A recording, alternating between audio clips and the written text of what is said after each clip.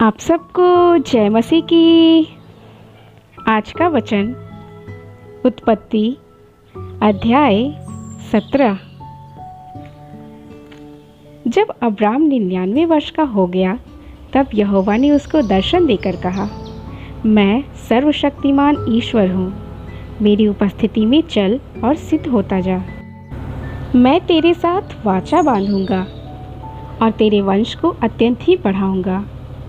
तब अब्राम मुंह के बल गिरा और परमेश्वर उससे यूं बातें करता गया, देख, मेरी वाचा तेरे साथ बंधी रहेगी, इसलिए तू जातियों के समूह का मूल पिता हो जाएगा। इसलिए अब से तेरा नाम अब्राम न रहेगा, परंतु तेरा नाम अब्राहम होगा, क्योंकि मैंने तुझे जातियों के समूह का मूल पिता ठहरा दिया है। मैं तुझे अत्यंत फलवंत करूँगा और तुझको जाति जाति का मूल बना दूंगा, और तेरे वंश में राजा उत्पन्न होंगे। और मैं तेरे साथ और तेरे पश्चात पीढ़ी पीढ़ी तक तेरे वंश के साथ भी इस आशा की युग युग की वाचा बांधता हूँ कि मैं तेरा और तेरे पश्चात तेरे वंश का भी परमेश्वर रहूँगा। और मैं तुझको और तेरे पश्चात तेरे वंश को भी यह सारा कनान देश जिसमें तू परदेसी होकर रहता है, इस रीति दूंगा कि वह युग युग उनकी निज भूमि रहेगी और मैं उनका परमेश्वर रहूंगा। फिर परमेश्वर ने अब्राहम से कहा, तू भी मेरे साथ बांधी हुई वाचा का पालन करना। तू और तेरे पश्चात तेरा वंश भी अपनी अपनी पीढ़ी में उसका पालन करे। मेरे साथ बांधी हुई वाचा जिसका पालन तुझे और तेरे पश्चात तेरे वंश को करना पड़ेगा, वह यह है, तुम में से एक एक पुरुष का खतना हो। तुम अपनी अपनी खलड़ी का खतना करा लेना।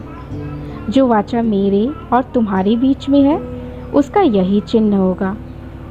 पीढ़ी पीढ़ी में केवल तेरे वंश के ही लोग नहीं, पर जो तेरे घर में उत्पन्न हुआ हो अथवा परदेशियों से रूपा लेकर मोल लिया जाए, ऐसे सब पुरुष भी जब 8 दिन के हो जाए तब उनका खतना किया जाए।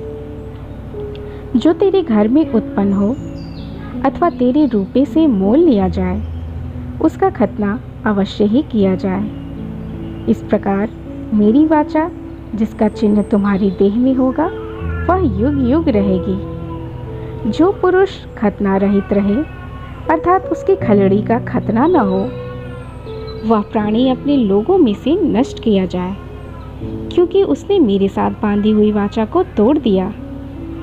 फिर परमेश्वर ने अब्राहम से कहा, तेरी जो पत्नी सारा है, उसका तू अब सारे न कहना, उसका नाम सारा होगा। मैं उसको आशीष दूंगा और तुझको उसके द्वारा एक पुत्र दूंगा, और मैं उसको ऐसी आशीष दूंगा कि वह जाति जाति की मूल माता हो जाएगी, और उसके वंश में राज्य राज्य के राजा उत्पन्न होंगे। तब अब्राहम मुंह के बल गिर पड़ा और हंसा और मन ही मन कहने लगा, क्या 100 वर्ष के पुरुष की भी संतान होगी? और क्या सारा जो 90 वर्ष की है पुत्र जनेगी? और अब्राम ने परमेश्वर से कहा, इश्माएल तेरी दृष्टि में बना रहे, यही बहुत है। तब परमेश्वर ने कहा, निश्चय तेरी पत्नी सारा के तुझसे एक पुत्र उत्पन्न होगा, और तू उसका नाम इसहाक रखना।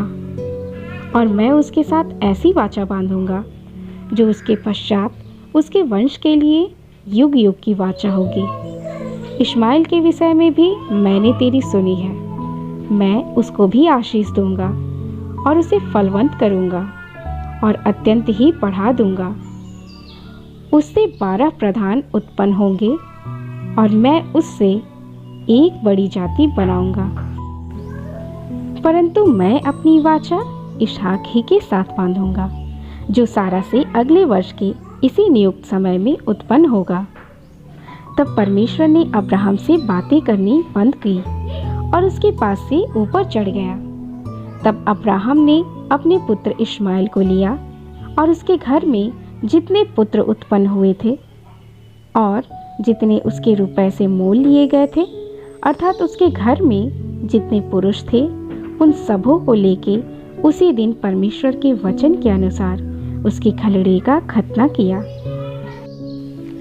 जब अब्राहम की खलड़े का खतना हुआ तब वह 99 वर्ष का था, और जब उसके पुत्र इश्माइल की खलड़ी का खतना हुआ तब वह 13 वर्ष का था।